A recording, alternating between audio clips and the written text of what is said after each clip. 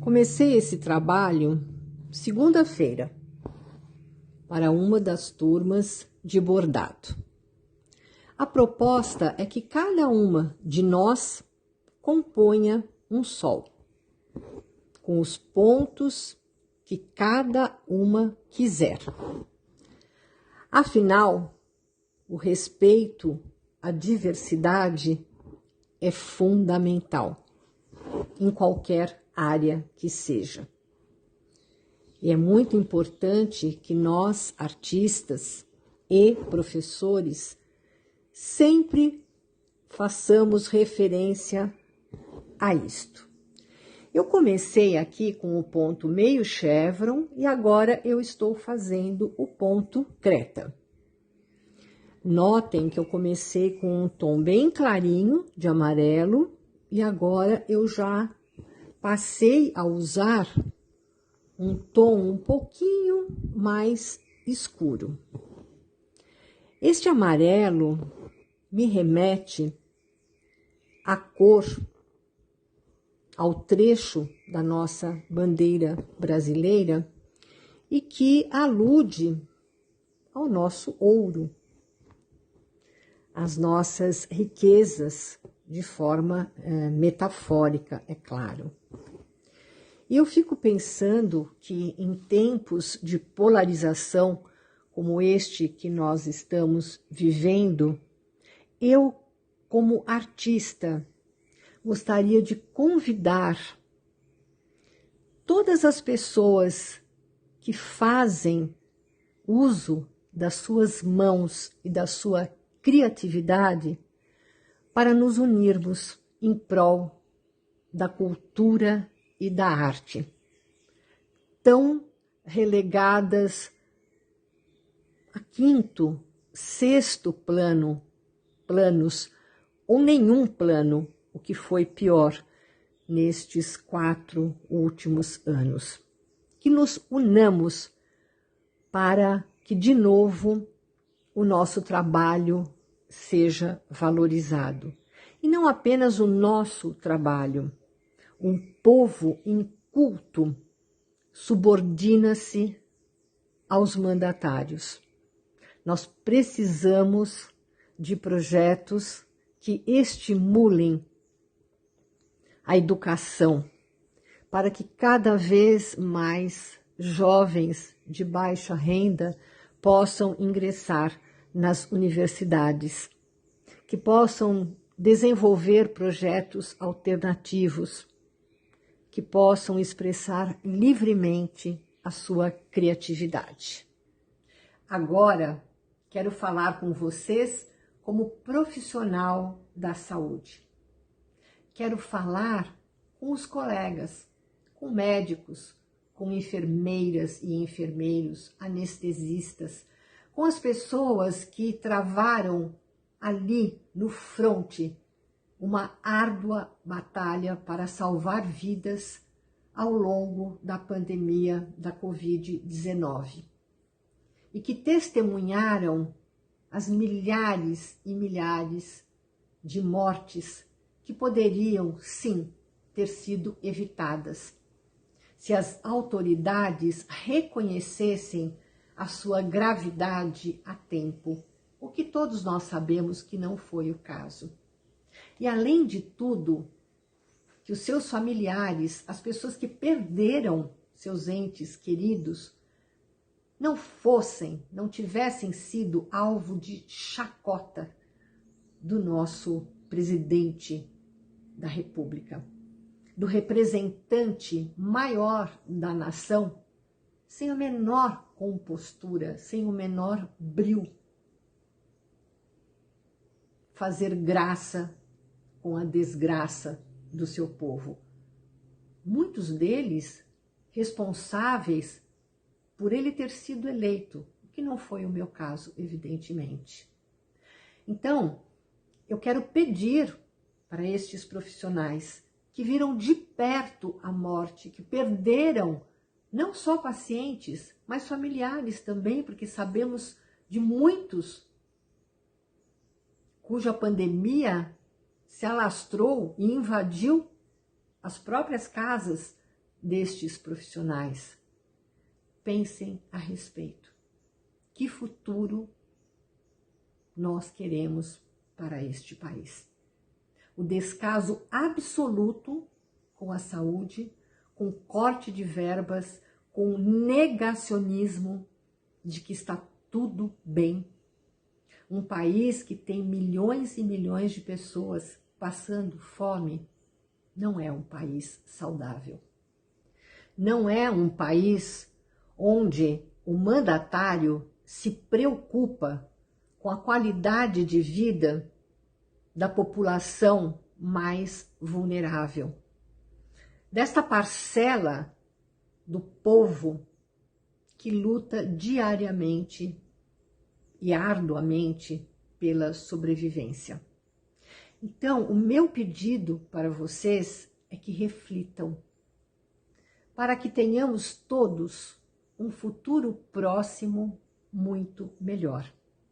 De colega para colega, eu lido com a saúde mental e me preocupo sobremaneira com as consequências que esse período nefasto, esta etapa toda de reclusão, com as reverberações, com as sequelas nas crianças.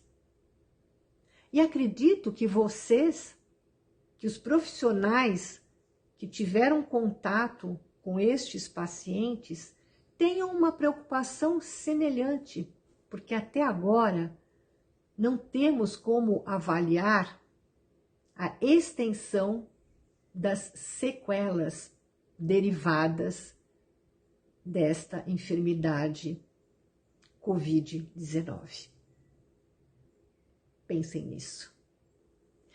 Creio ter a obrigação também de me manifestar como mulher e me dirigir a toda esta população que ajuda a manter a economia de nosso país.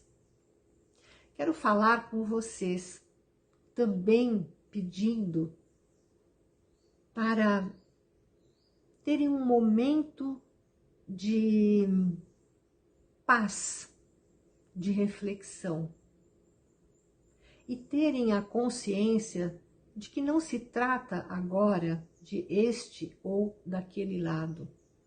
O que nós temos que pensar, de novo, preciso ressaltar, é que país queremos para nós, para nossos filhos e para nossos netos. Eu vou dizer para vocês o que eu não quero.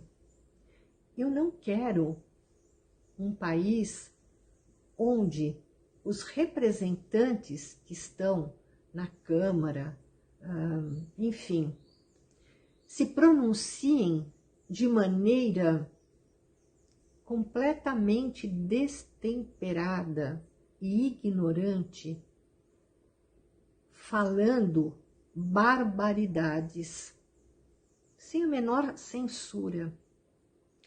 Eu não quero representantes de nosso país gerando mais e mais notícias falsas,